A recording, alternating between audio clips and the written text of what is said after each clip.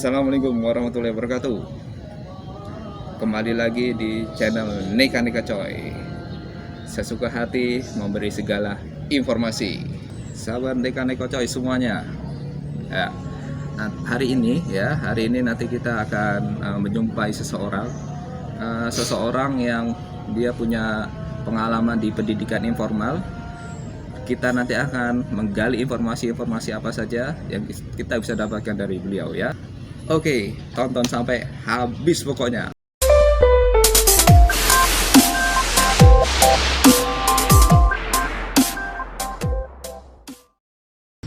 Assalamualaikum warahmatullahi wabarakatuh. Waalaikumsalam. Sahabat Neka-Neka Coy semuanya ya. Inilah orang yang tadi kita bicarakan ya. Ya, ini adalah Ustadz Iqbal. Sama dulu Ustadz. Iya. Gimana Ustadz kabarnya? Alhamdulillah, khair. Khair ya. Khair itu berarti artinya apa? Artinya baik. Baik ya. Khair, Oke. Nah, ini beliau yang akan kita gali informasinya ya terkait pendidikan informal yang pernah beliau alami ya. Di mana Ustadz? Di Pondok Gontor. Oh, di Pondok Gontor. Di Gontor itu kan banyak itu di mana? Tepatnya di Gontor Ponorogo, Jawa Timur. Oh, Dari situ Gontor Pusat kalau di Jawa Timur. Oh iya, pusatnya situ ya. Oh. Saya ini kan Ustadz ya. Saya kan orang yang ibarat kata belum mengerti tentang pondok pesantren gitu loh ya. Karena sekolah saya memang dari kecil sampai sekarang itu sekolahnya sekolah formal gitu. Jadi nah ini saya ingin berbagi nih dan saya minta kabar Ustadz untuk bisa berbagi kepada sahabat Neka-Neka Coy semuanya ya tentang pondok pesantren itu bagaimana sih ya. Nah, karena kan Ustadz Iqbal yang pernah merasakan hidup sana, pernah tidur, makan ya, kemudian BAB Semua Pak. semuanya ya di sana ya. Nah, oke, kita akan tanyakan ya satu persatu ya. Baik, Deg-degan nih Pak, jadi Pak. ya. Deg-degan aku. Ya wajar deg-degan karena Anda punya jantung ya. Dan kalau nggak punya jantung nggak bisa deg-degan ya.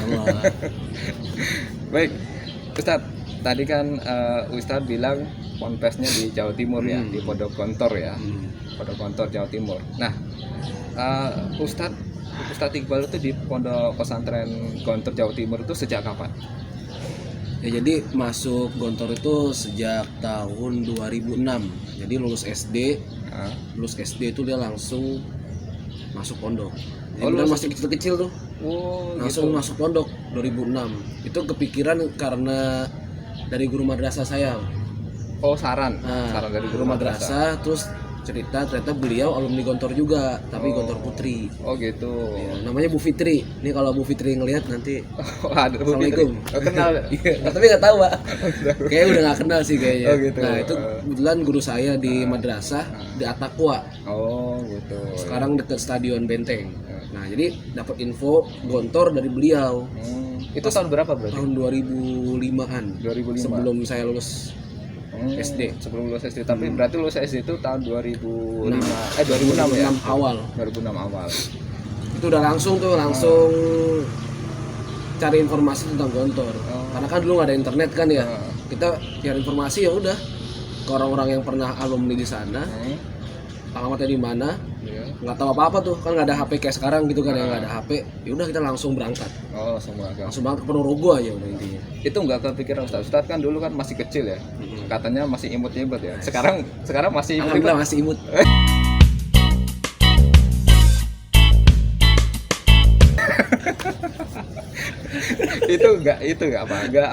nggak nangis atau gimana karena kan ditinggal orang tua gitu kan, terus nggak ngambek gitu kan. Nah, apakah itu juga termasuk saran dari orang tua atau orang tua juga memaksa?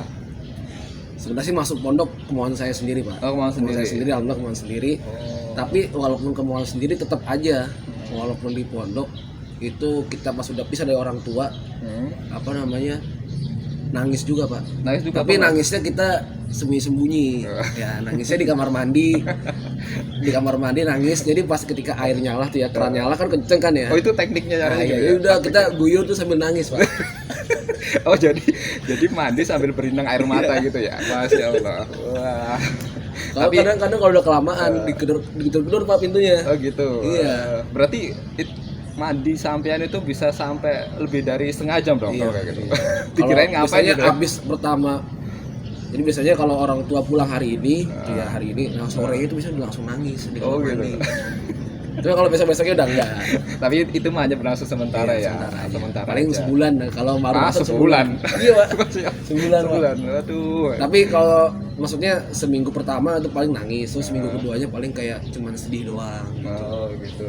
Karena kan kita biasa kecil sama orang tua ya, terus tiba-tiba pas sudah selesai SD langsung ke pondok, langsung jauh. Masuk jauh ya. Iya. Waktu itu berarti Ustadz Iqbal sudah di Tangerang ya. Tangerang kemudian langsung dibawa ke Jawa Timur. Iya. Wah, jauh banget itu, berapa kilometer itu ya. Tapi walaupun jauh, yang penting hati selalu dekat ya. Iya. Hati selalu dekat dengan keluarga, Ya. yang penting selalu dekat dengan Allah Subhanahu wa taala. Masya Allah.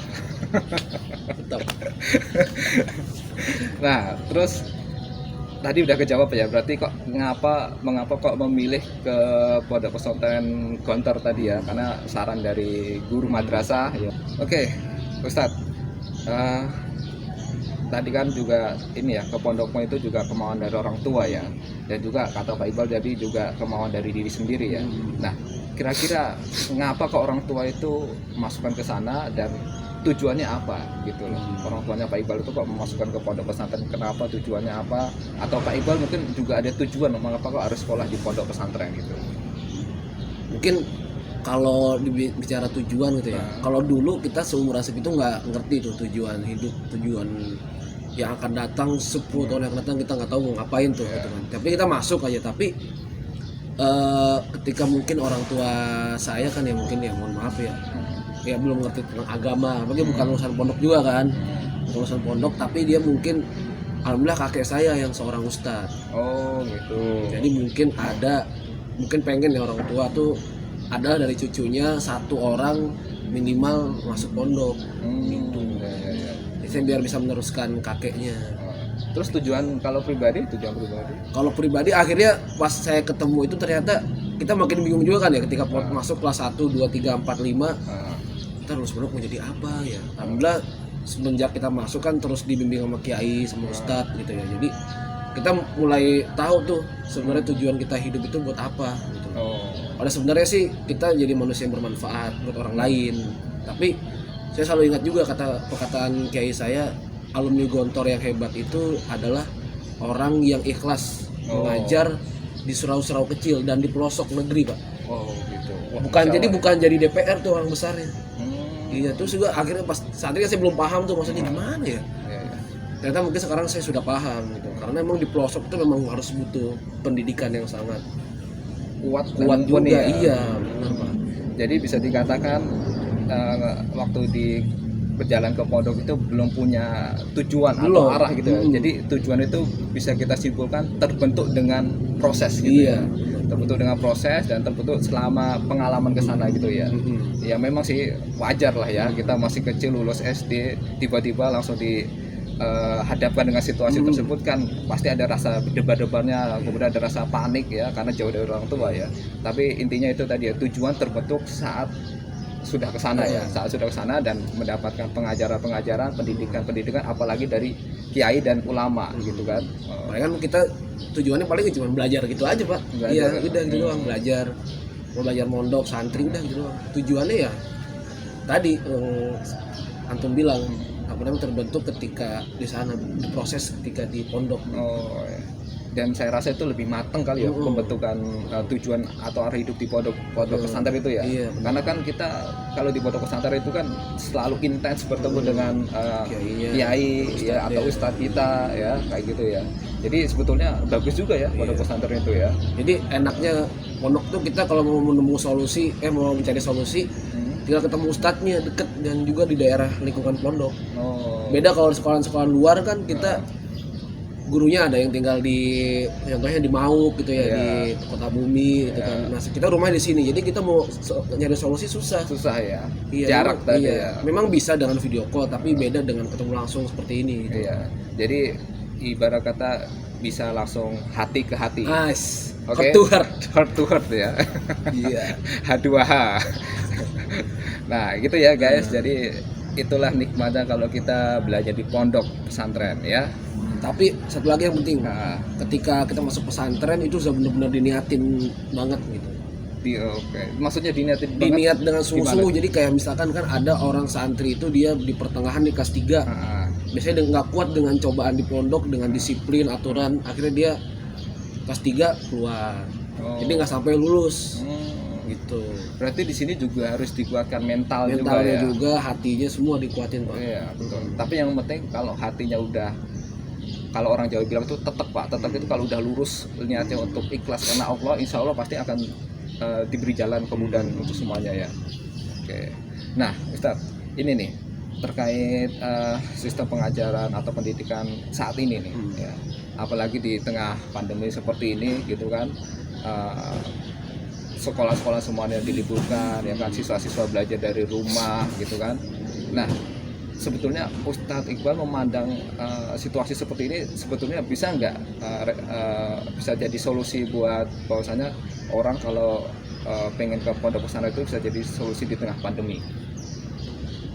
Ya, kalau ya, bisa ya? Sangat bisa, karena saya lihat pondok saya sendiri ya, itu memang tapi harus ada bantuan dari internalnya juga, pengamanannya. Jadi nggak boleh ada wali murid. Jadi di pondok itu sekarang ya, itu nggak boleh orang tua murid, bahkan siapapun nggak boleh mengunjungi pondok, Pak. Oh gitu. Iya. Jadi makanya kenapa santri yang di pondok Gontor itu dia sekarang sehat-sehat. Bahkan kemarin ketika itu bahkan udah kumpul rame-rame kan tuh. Nah itu karena mungkin di dalamnya itu ya benar-benar steril ya, nggak terpengaruh dari luar. Kita kan sekarang kan terpengaruh dari orang dari mana-mana bisa datang ke sini, kita dengan seenaknya gitu kan, dengan sesuka mereka gitu. Tapi kalau di sana orang dalam pondok nggak boleh keluar dan orang luar nggak boleh masuk. Jadi udah di dalam aja. Itu jadi sebetulnya bisa sesuai dengan hadis dari Rasulullah. Iya. Ya? Rasulullah kan juga pernah berkata, jika ada suatu pandemi ya, yang dari luar itu nggak boleh ke dalam, yang dari dalam nggak boleh keluar gitu ya.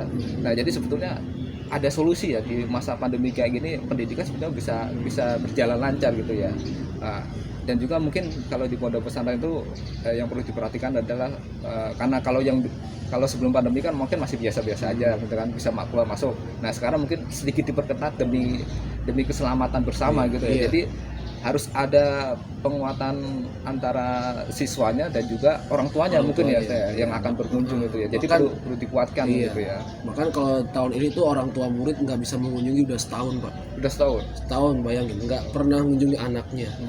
Makanya alhamdulillah ketika perpulangan santri Gontor itu dia boleh pulang, Pak, dengan bus.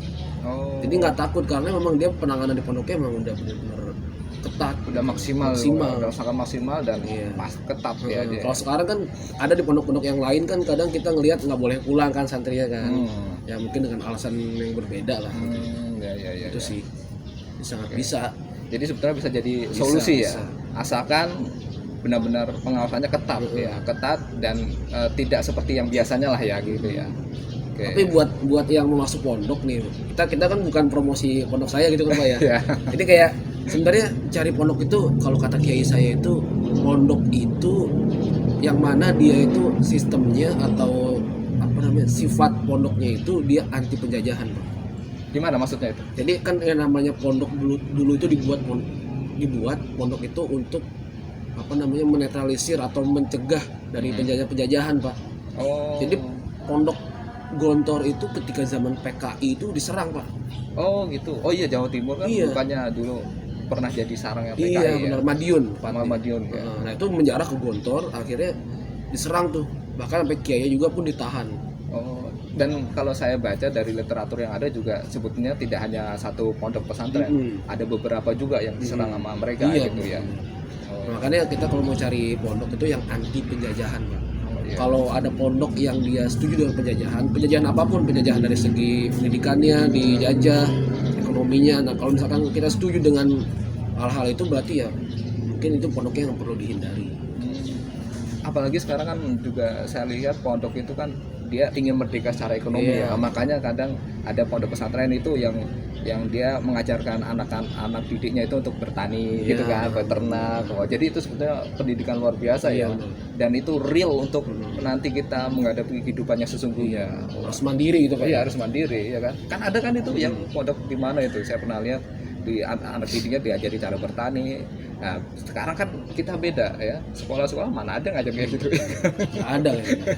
Dan itu pun hanya dijadikan sebagai apa ya, studi tour ya kan. Iya. Nah, kalau studi tour kan hanya merasakannya sekilas saja gitu, nggak bisa menghayati bagaimana menanam, bagaimana menyirami, bagaimana memupuk gitu kan. Nah, itu ya, itu jadi ya teman-teman. Jadi pokoknya yang saya lihat sih kalau di pondok itu kita belajar bagaimana cara bermasyarakat, Pak. Oh, iya, Jadi ketika kita keluar atau lulus dari pondok itu kita udah paham nih dengan karakteristik masyarakat yang ada di lingkungan kita dan kita hadapi. Apalagi di pondok kan kita bertemu dengan orang-orang yang dari Sulawesi, ya berbeda-beda iya, ras ya, berbeda ras. Di situ kita bisa memahami lah toleransi, gimana cara berinteraksi dengan orang-orang timur, orang orang Sumatera gitu ya. Jadi kita bisa tahu ya, dari orang WIB ya kan, WIB. WITA ya kan, kemudian WIT ya kan. Nah, jadi ibarat kata di pondok itu kayak miniatur bangsa gitu ya, iya, ya kan, miniatur bangsa. Jadi bisa memahami karakter dari masing-masing daerah, ya, dari mulai Sabang sampai Merauke ya guys. Jadi kalau mau ngelihat Pancasila itu katanya datang ke pondok pesantren. Good, nah itu baru. Iya. Baik Ustadz, kita lanjut ya gimana? yang berikutnya ya. Ustadz, saya ingin tahu nih kan, tadi kan saya di awal bilang ya, saya itu orang yang belum pernah menjadi santri gitu ya. Nah, dan juga ini minta tolong bisa berbagi kepada sahabat-sahabat Neka-Neko Coy semuanya yang ada di rumah yang lagi nonton kita ini ya, Dan ingat nontonnya jangan diputus-putus ya, jangan di skip ya. Nah, saya mau tanya nih Ustaz. Ada pesan. Kayaknya mau jemput kita. Ya, nggak apa-apa. Oke, Ustaz. Saya ingin seolah-olah saya ingin merasakan jadi santri Ustaz, ya kan? Ingin jadi santri, makanya saya ingin minta Ustaz menceritakan sekilas bagaimana kehidupan sehari-hari seorang santri itu ya, mulai ya sekilas saja lah, mulai dari pagi sampai menjelang tidur gitu. Iya. Nah, kalau kehidupan santri kan misalnya kita di sini juga ada ikut pesantren ya, cuman pesantren kilat namanya gitu kan. Itu cuman bertahan selama sepekan atau mungkin nggak sampai sepekan, 3 hari ya. 3 hari ya. Nah, itu ya tidak sama seperti itu ya, jadi sangat beda gitu. Jadi kita kalau di santri di pondok itu tersistem dengan peraturan pondok. Dari pagi kita bangun jam 3:30 nih, awal-awal nih 3:30 pagi kita udah bangun tahajud, nanti udah bersiap-siap baca Quran di depan kamar masing-masing. Jadi kita berbaris. Tadi dulu, mohon maaf, saya potong. Satu kamar isinya berapa orang? Satu kamar dulu ya, kalau saya baru masuk satu kamar isinya 40 orang. Hah? 40 orang? Kalau di pondok saya kasurnya nggak ada kasur yang tingkat, tapi semuanya kasur lipat semua yang kecil. Oh. Jadi ketika kita udah selesai tidur dilipat taruh atas lemari kita. Oh gitu. Kalau berarti pakai ini ya, ranjang nggak muat. Nggak muat ya. Jadi kayak, mohon maaf, kayak ikan teri di jembreng gitu iya. ya. Itu apalagi kalau santrinya lulus SD kan ya, masih ngompol-ngompol. Bau, Pak. Gitu. Bau. Ah, ngomong ngompol udah berapa kali sana, ayo. Saya nggak pernah ngompol, Pak. Ah, beneran. Iya. Nggak pernah ngompol. Cuman kalau mau buang air kecil di sana takut juga, karena kalau anak baru itu belakangnya tuh udah pohon bambu, hutan bambu, Pak.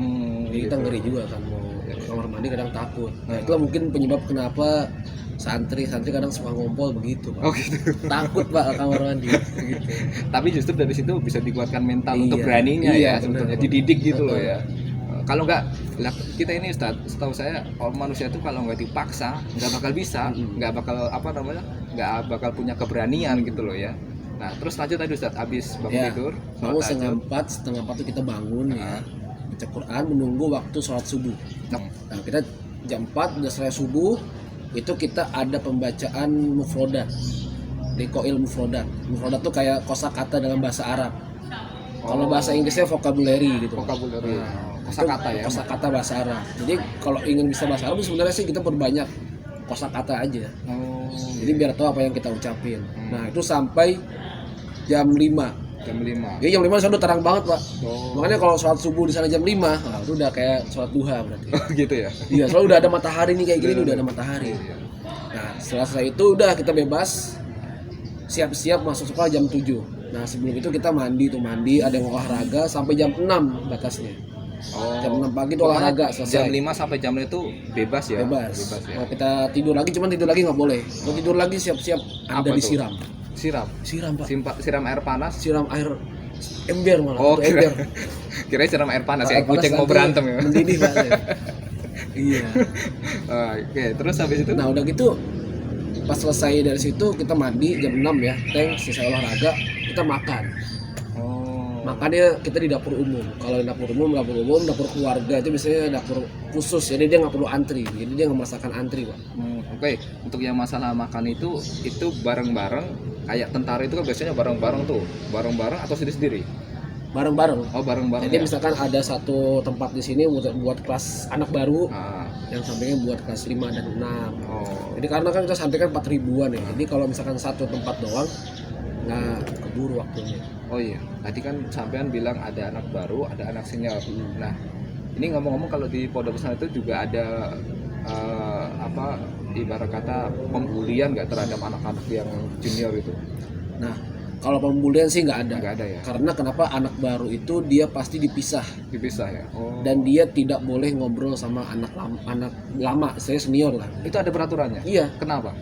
Jadi biar anak baru tuh dia terbiasa dengan sistem pondok, ya kan, jadi yang dia dapat tuh sistemnya yang bagus itu, yang murni dari apa yang dia lihat. Kalau ngeliat anak lama kan mungkin ya, cuma nggak semua ya, nggak semua anak lama tuh nggak baik, hanya beberapa aja. Takutnya anak baru itu ketika dia sudah bergabung dengan anak-anak lama terkontaminasi, akhirnya dia jelek buat ke tingkat selanjutnya maksudnya. Oh gitu. Jadi memang dasarnya memang udah harus bagus gitu Pak.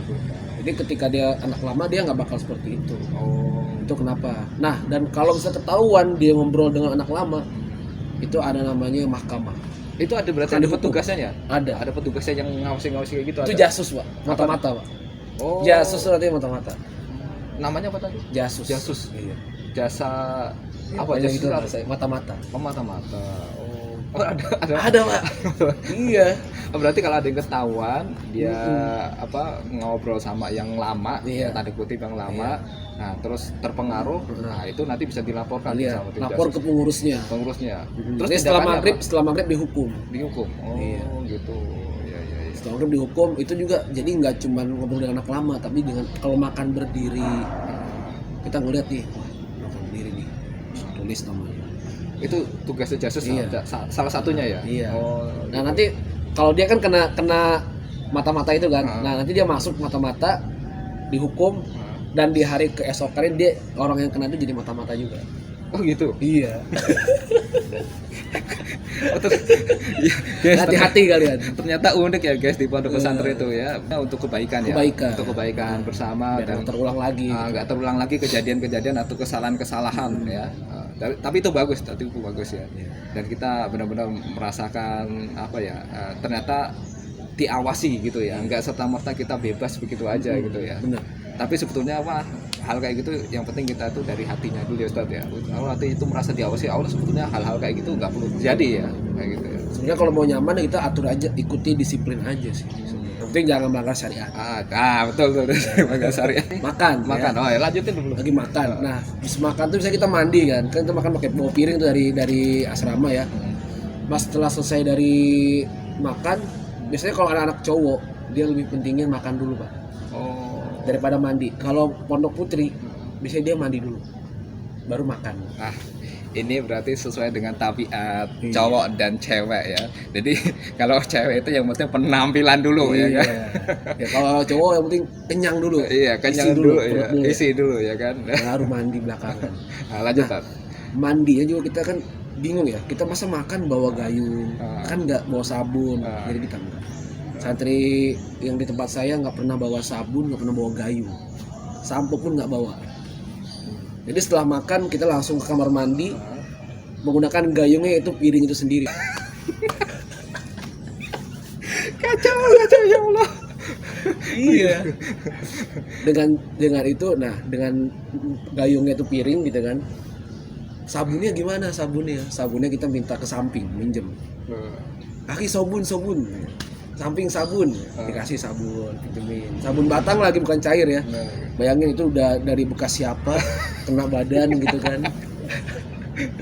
Terus sampo juga, ke sampo kita naruhnya di mana? Kan ribet ya bawa sampo ya kan. Kita sampo taruh di sini. Jadi sebelum kita makan itu udah ada sampo di sini, Pak. Gitu. Jadi kita nggak perlu bawa apa-apa, Pak. Simpel jadi.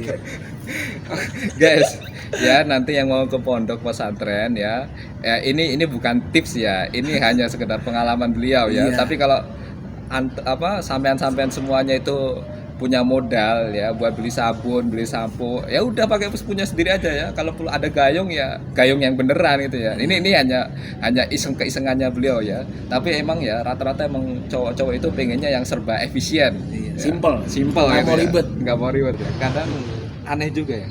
Kayaknya kita tuh di ponpes itu mohon maaf ya, dalam tanda kutip mungkin bisa dikatakan agak jorok ya. Tapi anehnya ya badannya sehat-sehat aja ya, kuat-kuat semua gitu ya. Benar.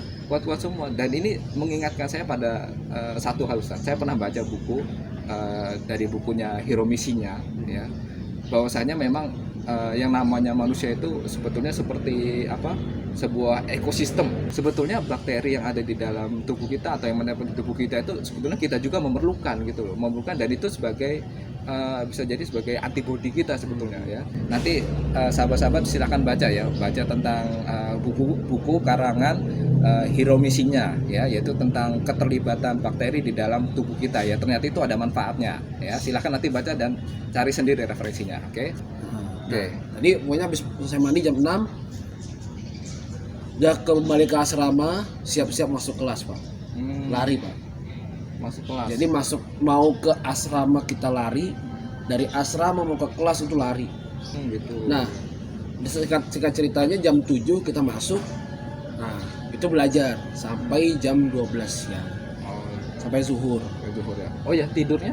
Tidurnya kita malamnya. Iya, jam berapa? Jam 10 udah mulai tidur. Berarti nggak diperbolehkan begadang ya? Boleh. Nah, Kalau begadang ada sendiri piket malam.